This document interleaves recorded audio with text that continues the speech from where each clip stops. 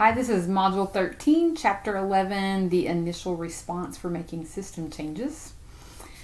So in this chapter, we received 8 recommendations that Marzano believes that are needed to the 2 systems that have been created, the district system and the school system, which outlines all the policies that teachers have to abide within on a daily basis when teaching. So Marzano recognizes that these systems have been created and there's policies in place, and he recommended these 8 system changes that are necessary for the elements in the new art and science of teaching to be fully implemented, and if implemented, they should lead to the success of all students.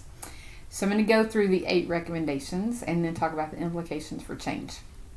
Marzano's first change is to create a system that ensures that teachers are continually developing. This begins with the creation of a progress scale for teachers that allows the teacher to evaluate where they are and discover the knowledge and ability that they have to use each of the 43 elements that are discussed in the book. After completing the self-audit, the teachers are able to track their own progress and observe model teachers, discuss within their PLCs, and receive coaching when needed. Marzano's second recommendation for change is having teachers plan units, not lessons, so that students can be monitored as they progress through the whole unit. The unit plan includes 6 design areas, which include establishing their clear goals, the types of assessments that they're going to take that should be teacher-centered, excuse me, direct instruction lessons the teacher plans, how the lesson will be scaffolded, the application of the knowledge they receive, and the types of strategies the teacher will use. Marzano's third recommendation for change includes blending instruction so that the teacher incorporates technology but doesn't rely solely on technology alone. Marzano's fourth recommendation for change is ensuring a guaranteed and viable curriculum. This involves the school and district working together to create competency scales for the subjects and grades that they have. Students should be expected to process the information and complete tasks while they're being pushed to think at higher levels. And a lot of teachers think that developmentally they should wait until a student is a junior before they begin thinking in cognitive ways. But it's important that students are pushed to think critically at younger ages so that this can be a growth and developmental thing. If we wait until they're a junior to start pushing things like that, many times they start to question, well, what's the point?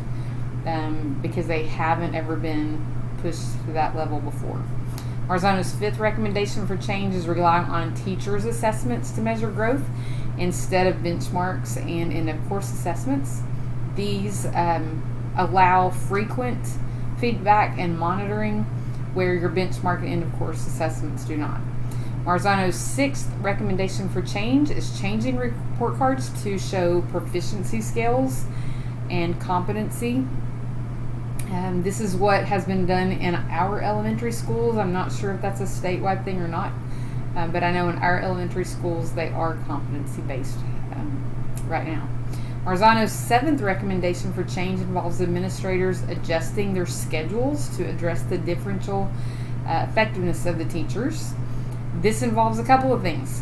One, administrators working to ensure that all teachers are highly effective, and then making sure that if there's an area that they aren't highly effective yet, we use them to teach in the areas that they are.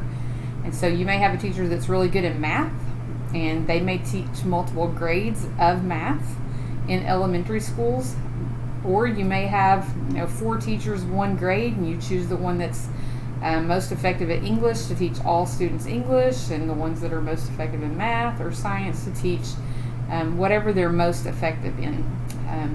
2, using teachers in areas where they are the strongest, which I just covered. 3, focusing professional development to grow the expertise of teaching in a specific area and increasing their pedagogy.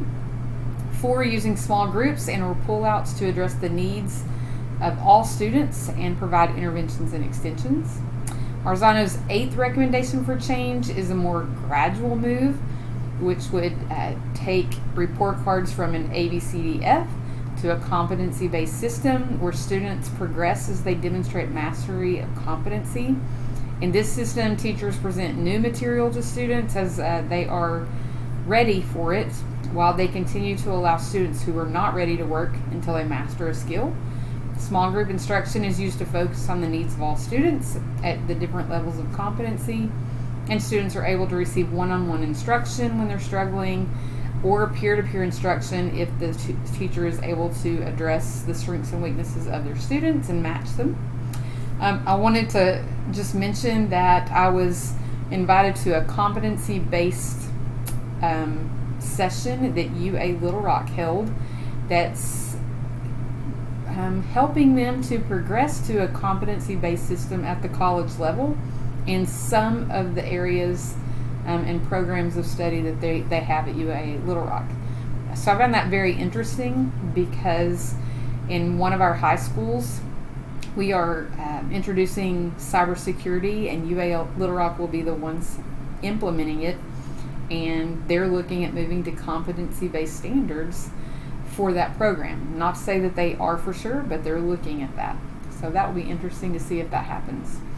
So some implication for change, I found 3 things. One, this causes the system to focus on how the teacher's actions will impact the student's mental state and the ability to process and use information. Sometimes the focus is just the teacher's actions, but we really need to make sure that we're addressing how their actions are influencing the student. 2, creates an understanding of all the stakeholders in the relationship between teacher assessments, feedback, and progress. The result of this is the students begin to own their learning and their progress. And then 3, planning becomes a unit or based on units instead of based on just a standard or based on just a lesson in and of itself. But actually teachers are planning whole units and are able to see what competency of that unit would look like. And that opens the door for students to understand their learning as well.